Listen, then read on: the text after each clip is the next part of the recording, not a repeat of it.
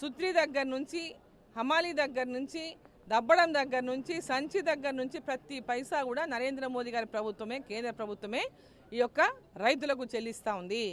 ఈరోజు 2014 లోపల, అంటే 14 కంటే ముందు ఉన్నప్పుడు 1300 రూపాయలు దాదాపు ఉండే సంచి వడ్లు.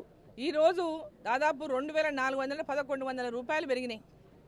అంటే వాళ్ళకు గిట్టుబాటు ధరను కూడా ఈరోజు రైతులకు వాళ్ళు పండించే పంటకు గిట్టుబాటు ధర రావాలనేటటువంటి లక్ష్యంతో వాళ్ళకి గిట్టుబాటు ధర కూడా అందిస్తూ రైతులకు అండగా నిలుస్తున్నటువంటి నరేంద్ర మోదీ గారికి ఈరోజు రైతులందరూ కూడా తెలిసిందే నరేంద్ర మోదీ గారు ఏమేం చేస్తున్నారు, రైతుల కోసం ఏం చేస్తున్నారు, మహిళల కోసం ఏం చేస్తున్నారు, పేదవాళ్ళ కోసం ఏం చేస్తున్నారు.